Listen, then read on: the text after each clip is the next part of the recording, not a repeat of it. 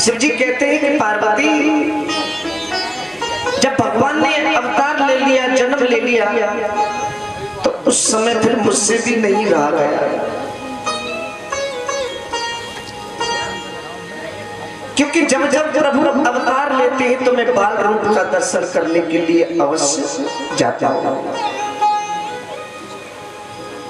शिव जी ने कहा कि मैंने कागभूषण जी को बुलाया, कागभूषण जी को अपने साथ में लेकर के हम दोनों ने अपना रूप चेंज कर लिया और अयोध्या की ओर चल पड़े। और गोस्वामी जी लिख रहे हैं बड़ी सुंदर बात, कागभूषण संग हम दो मनुज रूप जाने नहीं को। कागभूषण और मैंने दोनों ने मिलकर के मनुष्य रूप बनाया और हम अयोध्या में पहुंच गए। जाके मैया के दरवाजे पर अलग जगाई, अलग निरंजन। मैया भिक्षा लेकर के आ रही है, अंदर पलने में पड़े प्रभु राम रो रहे हैं। माँ जैसे ही भिक्षा लेकर के आई कि लो बाबा भिक्षा ले लो।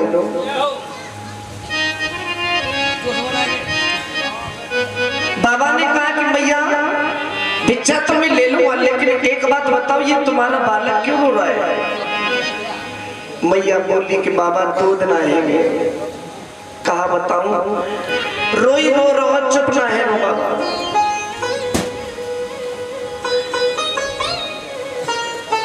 कहा की नजर ऐसी लगी है बाबा की दूध नाते सपाचे भी ना है। बाबा बोले कि मैया अगर तेरे लाला को नजर लगी है तो नजर का इलाज तो मेरे पास में पेटेंट इलाज है। और देखो घर में जब बालक को परेशानी आ जावे और कोई योगी महात्मा तुम्हारे द्वारे पे आ जाए और वो कह दे कि मैं तुम्हारी परेशानी दूर कर सकता हूँ, तो मैया तुरंत बातों में आती कहती है कहाँ बाबा नेक देख ले, नेक देख ले लाला। मैया ने जब बात सुनी तो शिवजी बोले कि मां मैं तुरंत इलाज करता हूं। तो मैया के बड़े आराम सा मिला और मां बोली कि चलो बाबा ने जल्दी चलो। कागभूषण जी को अयोध्या के बाहर ही छोड़ दिया था शिवजी ने कि तुम थोड़ी देर यहीं रुको, जब मैं दर्शन कर लूंगा तो तुमको तुरंत बुला लूंगा, जब मुझे मौका मिलेगा तो तुमको भी मौका मिलेगा। ऐसा सोच करके मैया अंदर ले जाने के लिए कह रही है, लेकिन शिव जी बोले मैया यहाँ से थोड़ी दूरी पर मेरा चेला बैठो है, मेरी झोली मेरा सामान नजर उतारने का जो भी मेरे पास में आइटम है वो मेरे चेला के पास रह जाओ। तुम कब सखिया भेजते हो, चेला को जल्दी से बुला के ले आ गए। तुरंत गई, चलो आपको बाबा ने बुलाया है। कागभूषण जी सोच रहे कि हो सकता है कि नंबर आ जाए, मौका मिलेगा। दोनों मिलकर के मैया के साथ राजमहल में गए।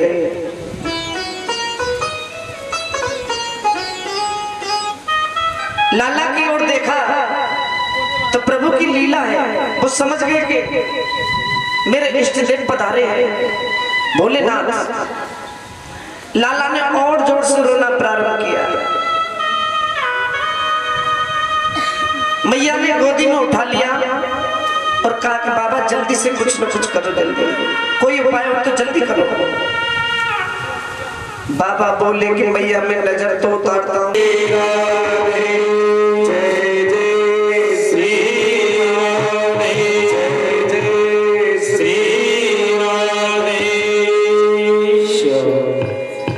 ये मेरी नरलीला को बढ़ाने में बहुत उपयोगी पाता है, इसलिए भगवान ने उसको छोड़ दिया।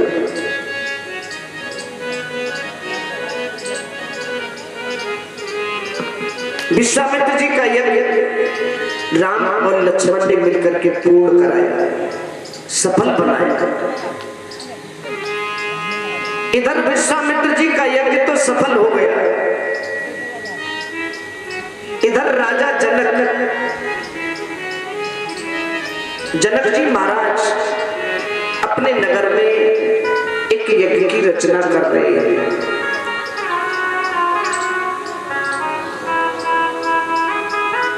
ये तो महायज्ञ था विश्वामित्र जी का, लेकिन जनक जी का यज्ञ कैसा है? उस यज्ञ का नाम है धनुष यज्ञ। शिव जी का दिया हुआ धनुष, धनुष के ऊपर शर्त लगाई गई है कि जो भी तोड़ेगा सीता जी का विवाह उसके साथ होगा। जनक जी के दरबार में ये यज्ञ होने के लिए जा रहा है।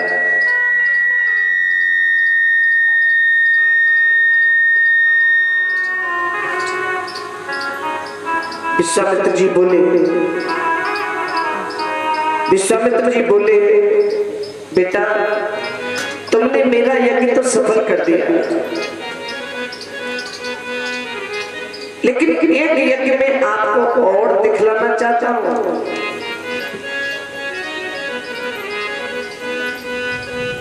अगर आपकी आज्ञा हो तो। विश्वामित्र जी राम जी से कह रहे एक यज्ञ में आपको और दिखलाऊंगा। उस यज्ञ का नाम है धनुष यज्ञ, वो जनकपुरी में हो रहा है। गोस्वामी जी ने बहुत सुंदर बात लिखी है। धनुषिया की सुने रघुकुल नाथा, हरस चले मुनिवर के साथ।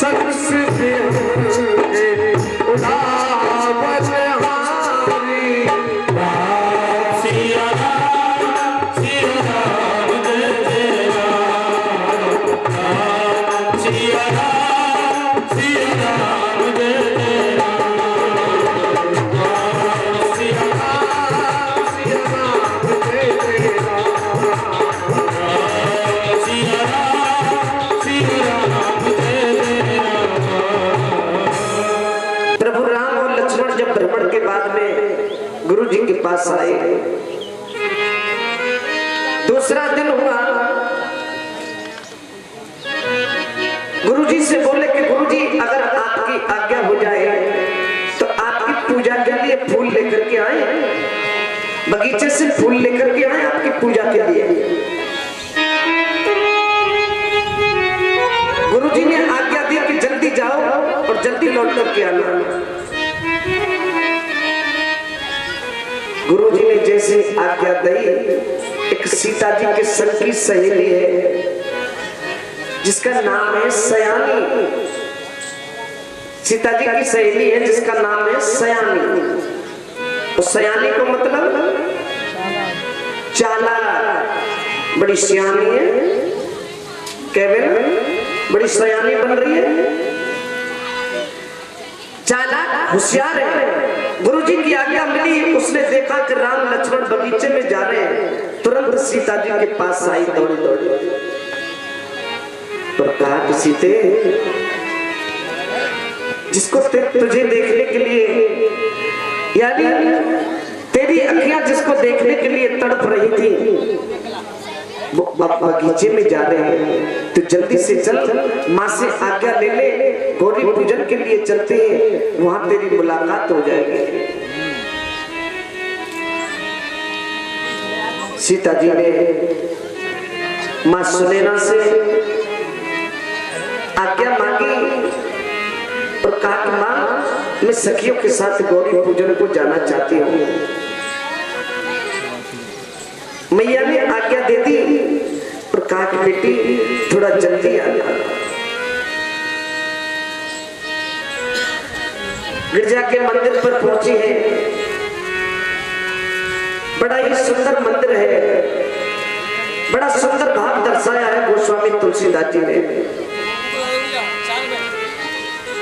सर समीप गिरे जागरे सोहा,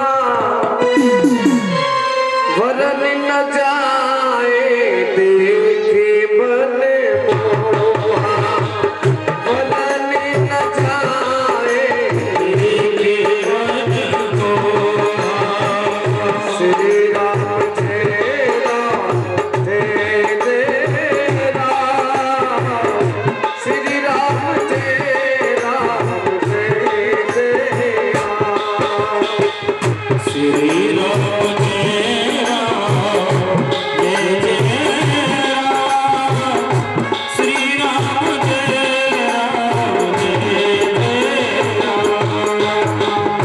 राम लखन संग सीता मैया, राम लखन संग सीता मैया, यही मेरी मैया के पार लगैया, ओ यही मेरी मैया के पार लगैया, ओ यही मेरी।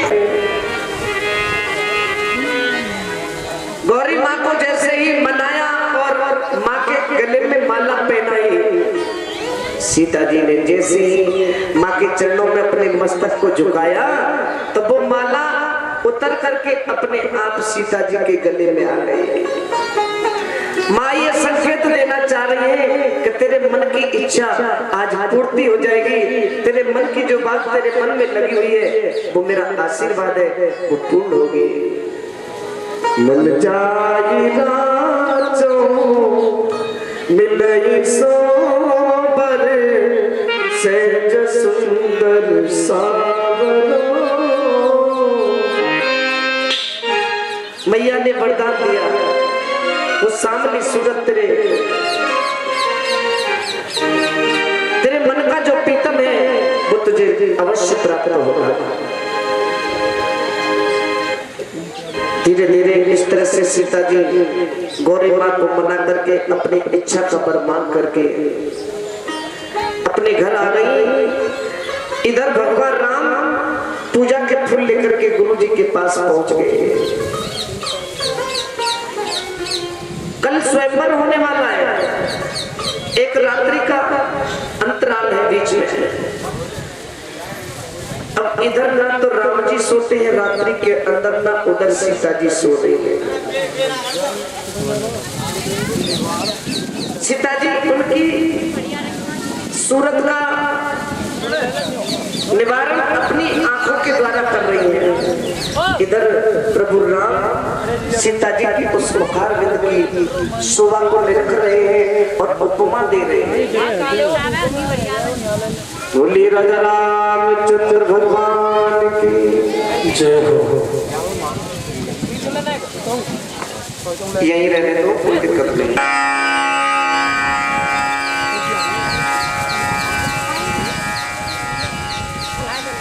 प्रातः होते ही स्वयंवर होने वाला है और उस स्वयंवर में सीता जी का वो स्वयंवर, उसमें धनुष यज्ञ होने वाला है।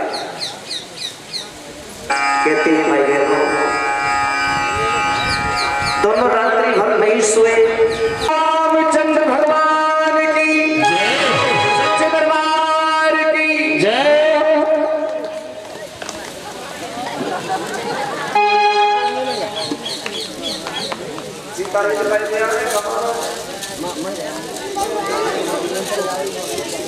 बोलिए राजा रामचंद्र भगवान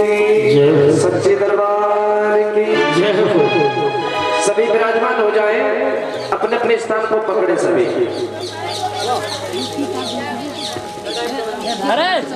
पूरा रंगमंच भरा हुआ है, बैठ जाइए, बैठ जाइए, राम लक्ष्मण जी बैठ जाइए।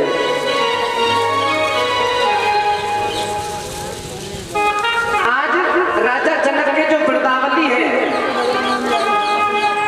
राजा जनक के जो घोष करने वाले जो आदमी होते हैं उनको वृंदावली बोलते हैं। उन्होंने आवाज लगाई, सभा को संबोधित किया, पूरी सभा को बताया कि हमारे राजा ने आपको यहाँ पर क्यों इकट्ठा किया है। हमारे राजा जनक की ये शर्त है, ये शिव जी का धनुष, पिनाक नाम का जो धनुष है, इस धनुष को जो भी तोड़ेगा, तुम्हारे अंदर से जो भी कोई तोड़ेगा, उसी के साथ में सीता जी का विवाह कर दिया जाएगा। बड़े बड़े राजा अपनी अपनी गर्दन बढ़ा रहे हैं कि आज तो सीता जी को हम लेकर के जाएंगे।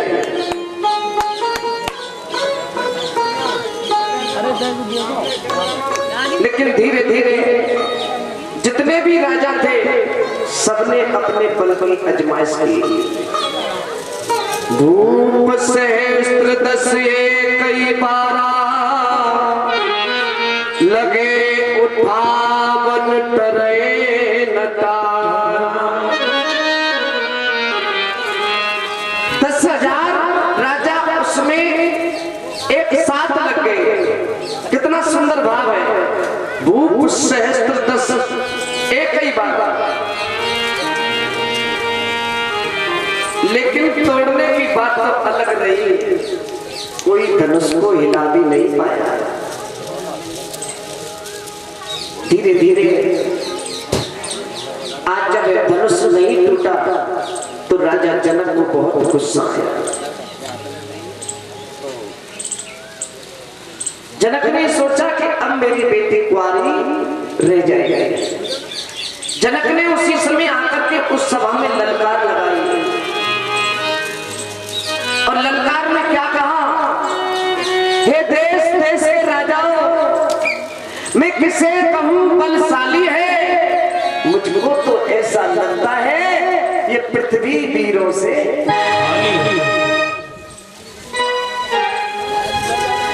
कोई भी इस धनुष को उठा तक नहीं पाया है।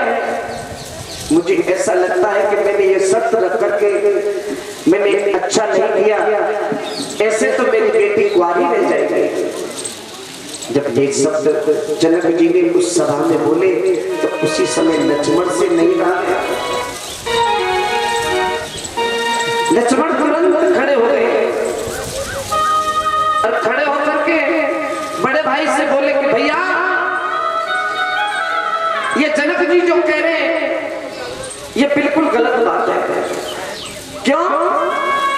रघुवंशी में जहां कोई होई,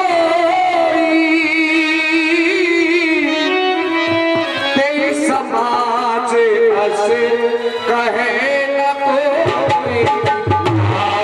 सिया राम जय जय राम, सिया राम जय जय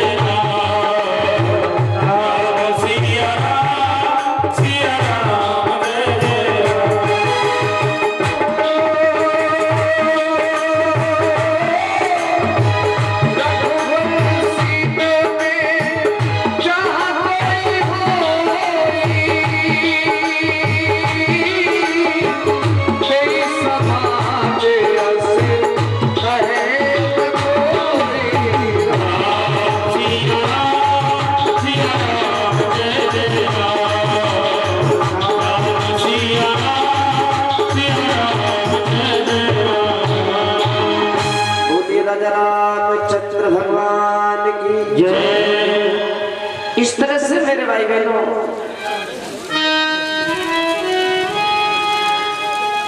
जनक जी ने जब ये शब्द कहे तो लक्ष्मण जी से रुका नहीं गया और कहने लगे कि रघुवंशी में जहां कोई हुई, तेई समाज अस कहे न कोई। जहां रघुवंशी बैठे हो ऐसे शब्द उनके लिए उचित नहीं लगते। और लक्ष्मण खड़े हो गए और जनक जी से बोले कि ऐसे धनुष मैंने हजारों एक साथ तोड़ सकता हूँ, अगर आप चाहें तो मैं इस पृथ्वी को गेंद की तरह उठा करके पाताल में फेंक सकता हूँ। एकदम से लक्ष्मण को क्रोध आ गया और वीर रस दिखलाया। वीर रस में खड़े हो गए लक्ष्मण। राम जी ने कही कि बैठ जा, अभी तो लगू ना लगा, तू पहले से ही लड़ाई करके लगो, बैठ जा भैया। जब बड़ा भाई बैठा है तो छोटे को बोलने की क्या जरूरत है? जब कुछ होगा हम देख लेंगे।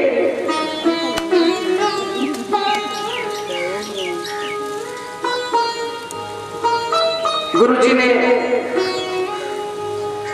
राम जी बोले कि जब तक गुरुजी हमें आज्ञा नहीं देंगे जब तक हम खड़े भी नहीं होंगे। आज देखिए विश्वामित्र जी ने शुभ अवसर जान करके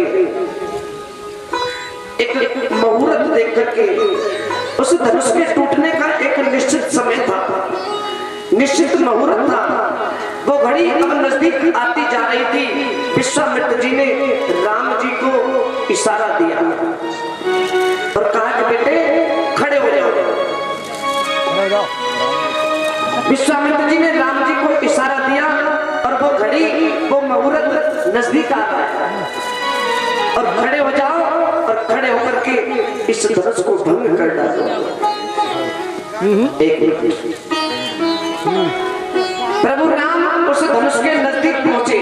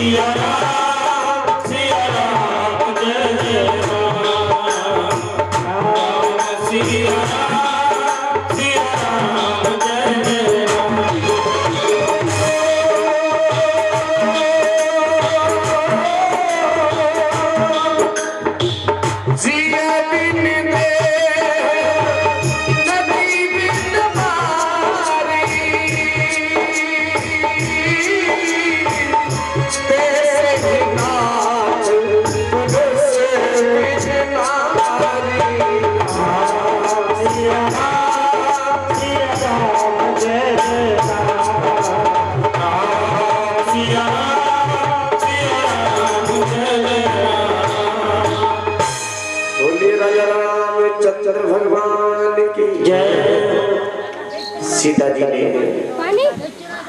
राम जी के चरणों में गिर करके कहा, प्रभु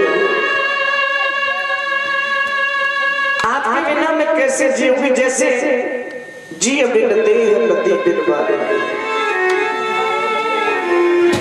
बिना जीव के ये इस देह की कोई कीमत नहीं है। जब देह से प्राण निकल करके चले जाते हैं तो इसकी कोई कीमत नहीं रहती। नदी के बिना वारी सूख जाती है, ऐसे ही प्रभु बिना इंसान के इस नारी की कोई कीमत नहीं है। इंसान के पीछे नारी, मैं भी आपके साथ चलूंगी। सीता जी का जब भाव देखा तो राम जी ने हाँ बोल दिया और सीता जी राम जी के पीछे पीछे चलने लगे। राम और सीता जब आगे की ओर बढ़े तो सामने से लक्ष्मण चला रहा है। लक्ष्मण ने पीले वस्त्रों को पहन करके जब राम जी को देखा तो बोले, भैया कहाँ के लिए प्रस्थान? मुहूर्त की पूरी तैयारियां हो चुकी है, राज्याभिषेक की तैयारियां हो चुकी है, मुहूर्त का समय नजदीक है और आप पीले वस्त्रों को पहन करके कहाँ के लिए जा रहे हैं? लक्ष्मण के लिए राम जी ने सारी बात बताई तो उसी समय लक्ष्मण ने भी राम जी से यही कहा कि प्रभु मैं भी आपके साथ चलूंगा।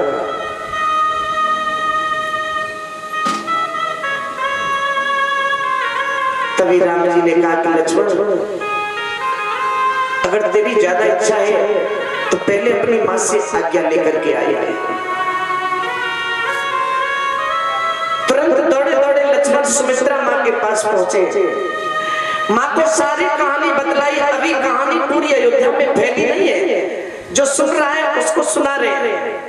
लक्ष्मण जी सुमित्रा के पास पहुंचे, मां सुमित्रा के पास में ये कहानी पहुंची, सारी बात बताई।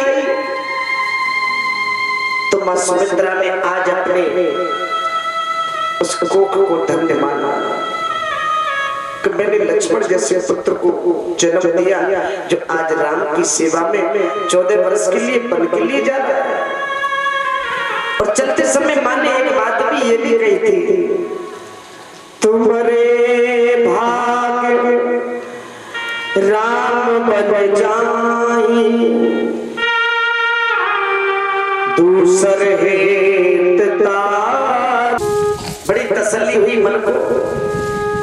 चारों जने बैठ गए और बैठ करके विचार कर रहे हैं कि भैया अभी दिन का समय, थोड़ी शाम का समय होगा, जब इस माल को, इस सोने चांदी के ढेर को अपने घर ले चलेंगे। बाल बच्चे कई कई पीढ़ियों तक मौज मारेंगे। लेकिन जो 3 भाई हैं मां जाए, वो सोच रहे हैं कि इस पड़ोसी को जरा भी धन नहीं मिलना चाहिए, क्योंकि लोभ आ गया। और पड़ोसी से बोले कि भैया थोड़ा सा माल इसमें से ले जा, और भैया काला रोल चले जाए।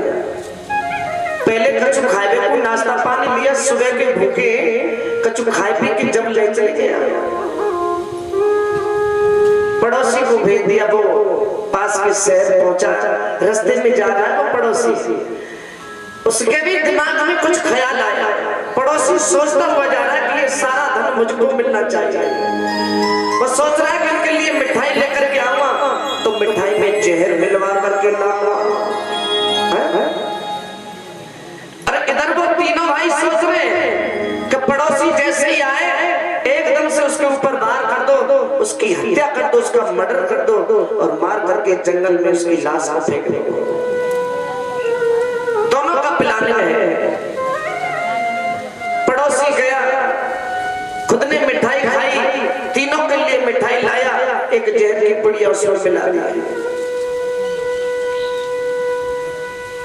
जैसे ही उनके कई कई तरह की दावत बनाई कि अगर रोटी सब्जी ना अच्छी लग रही तो मैं खीर बनाए दो, खीर अच्छी ना लगी दाल चूरमा तो बनाए दो, तुम्हारा है। कई कई तरह के आइटम बदल के देख लिए, लेकिन भगवान उसके भोग को खाने के लिए नहीं है। लेकिन आज कर्माबाई कहती है कि अगर तू भी नहीं खाएगा तो मैं भी तेरे साथ नहीं खाऊंगी। जब तक तू भोजन नहीं करेगा तो मैं भी भोजन को हाथ नहीं लगाऊंगी। आज कर्माबाई ने घर में खिचड़ा बनाया और खिचड़े को लेकर के उस मनमोहन के सामने भोग लगा रही है और बड़े भाव से गा रही है। थारी भर के लाए खिचड़ो, ऊपर की बात की, जीवो मारा श्याम धनी जना कर्मा जाते, हर घर